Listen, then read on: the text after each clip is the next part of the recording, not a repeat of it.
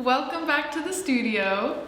Today we're going to take you on a tour of Pallas Hall in its current state before any renovations or restorations happen.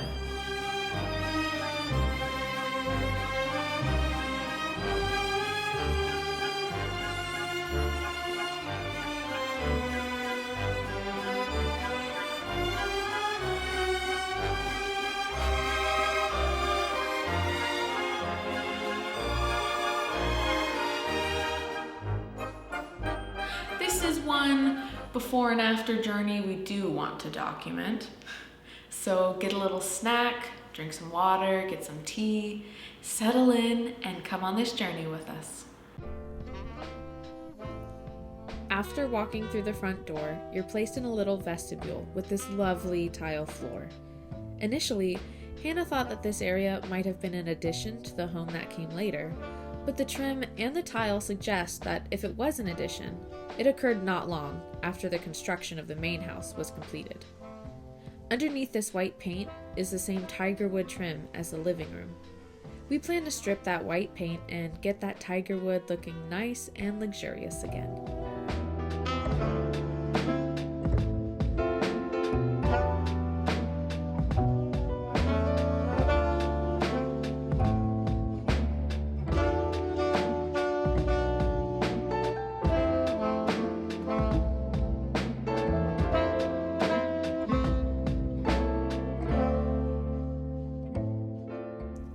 As of right now, the door that separated the vestibule from the rest of the house is missing.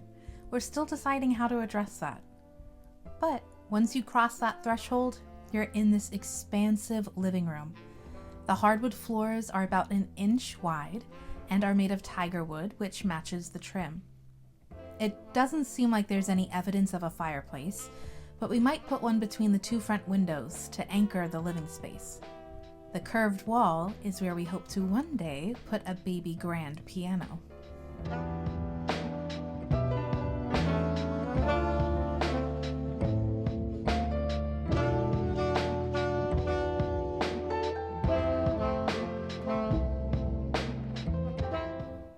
Past the front room, you're brought into the sunny and cheerful dining room.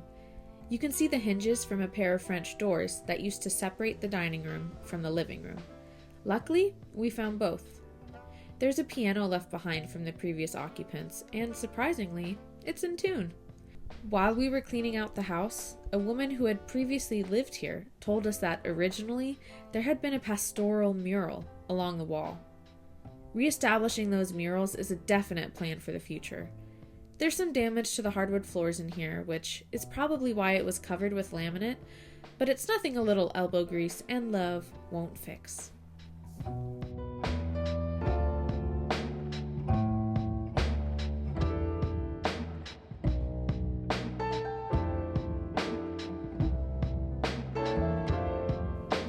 Through this cased opening is what we are calling the library. Based on the tile and the wood paneling, we're estimating that this room was added on somewhere in the late 20s to early 40s. There's a gas fireplace with lovely built-ins and tons of natural light from its many windows. The back door has been found, so we will return it to its rightful place when we tackle this room as a whole.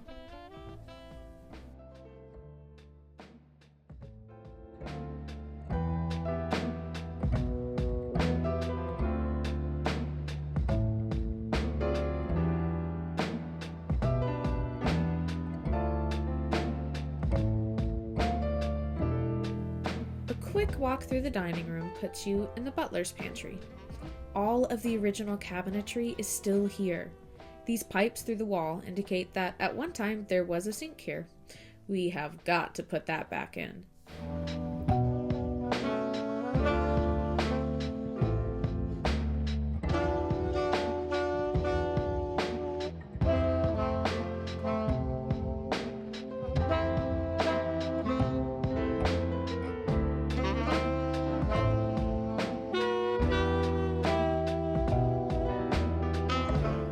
To the right of the butler's pantry is the kitchen. Currently, it is a blank slate. When we first got into the house, there was a fridge and stove, both putrid and festering, shoddy electrical wiring, and moldy drywall and insulation. The floors were already stripped down to its subfloor. Because this is the main room where the previous occupant was doing his own haphazard renovations, we took down the drywall so that we could see what we're working with. There is a little enclosed porch off to the side of the kitchen with steps leading down to the backyard.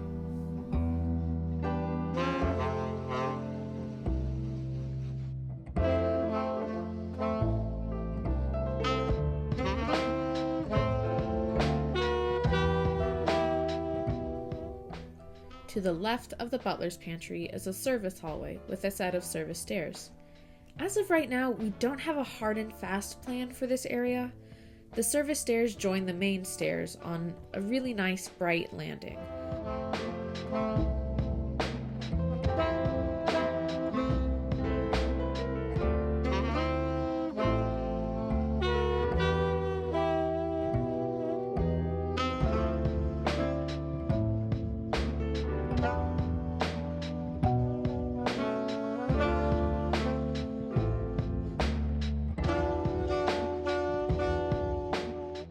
The bottom window has been replaced, but the transom at the top is still intact. There has been a bit of water damage in addition to damage inflicted by the previous occupant. We found some of the spindles, not all of them, but enough that we can get some new ones milled to match.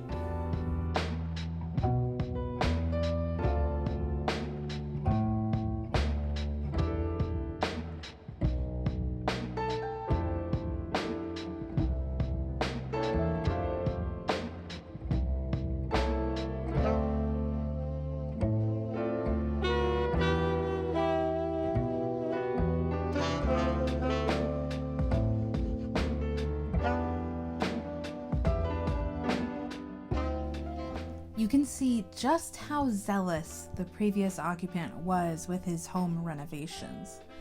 This room is the smallest of the bedrooms and had a wardrobe built in over the headspace for the service stairs. The same woman who told us about the dining room mural also shared that she used this room as the nursery. While it's in a rough shape now, we see that same gentle sweetness enveloping the room again once we're done with it.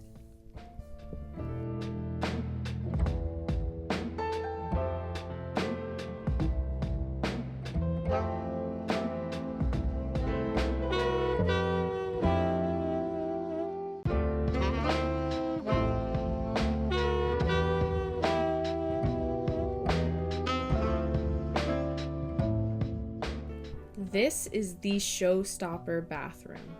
When we first got the house, the people who had been squatting had used the toilet and tub as a place to relieve themselves. We'll be getting the tub reglazed and a new toilet to replace the previous one, which had been busted up.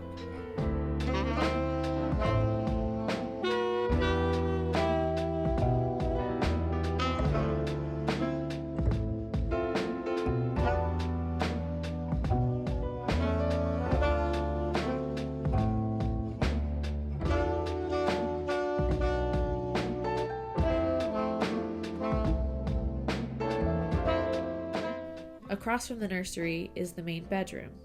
There's an ensuite, which we think was added at some point. Still more unique tile in here. We love it though, and plan to make it a main feature again.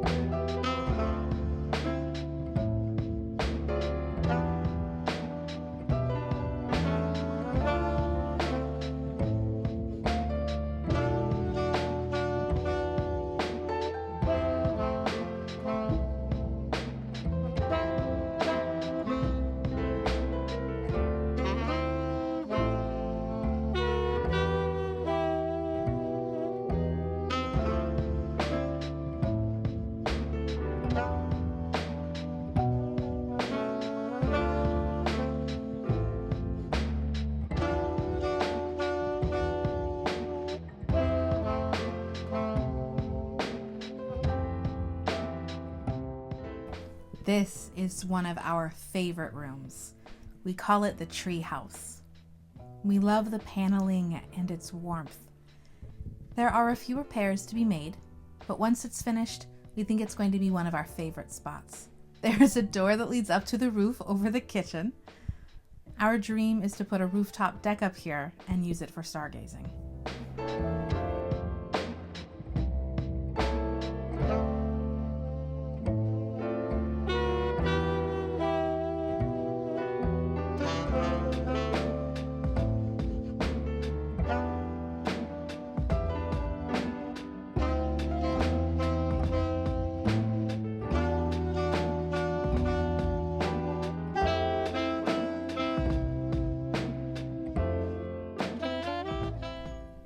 Back through the second floor hall is the blue room.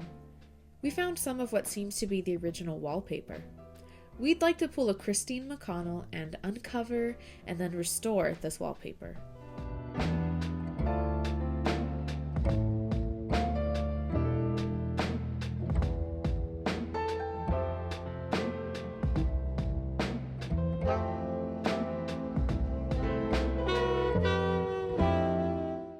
We love that you can still see the gas pipe coming through the wall. It gives us glimpses into the past. Also, fun fact, the lady who used to live here also told us that her kids' cats gave birth in that bottom drawer.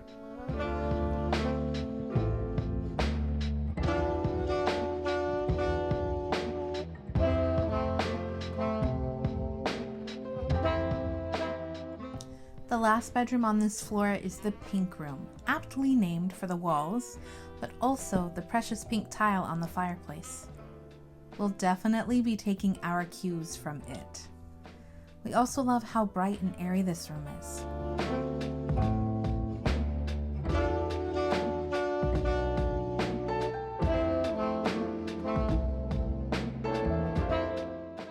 The closet is also fairly spacious, plus the windows let in the gorgeous afternoon sun.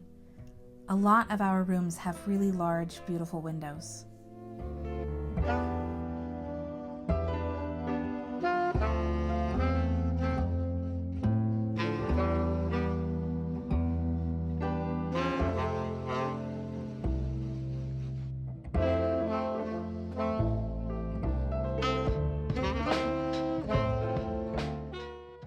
Moving on up to the third floor is when you can really start to see the renovation chaos from the previous occupant. We haven't been able to open these built-ins yet, but are sure to find some interesting surprises once we're able to pry them open. This space had some really wonderful hardwood floors, but they're in shambles now, along with the majority of the walls and windows up here. At one time, the third floor was a fully functioning, standalone apartment. There's a kitchen, bathroom with a clawfoot tub, and a cedar closet. We're not sure if we want this to be my living quarters or if we want to use it as a creative space.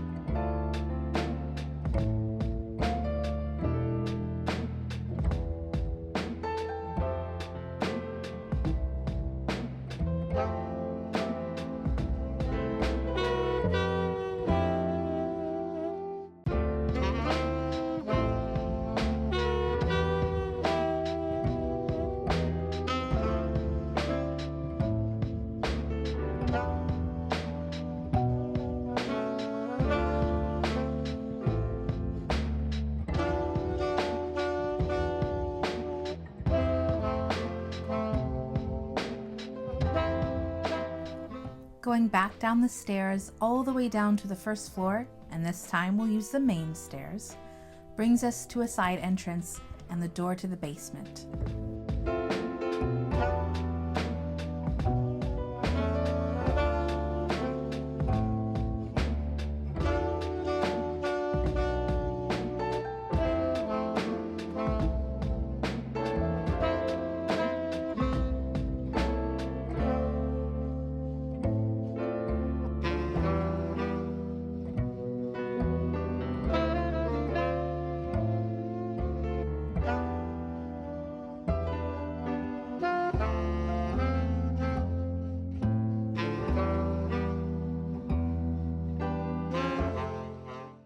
This side entrance was originally used for carriages.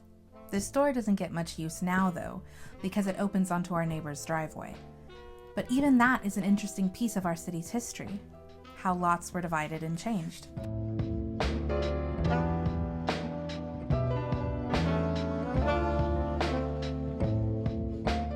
Down the stairs puts you in the basement, which has a fireplace.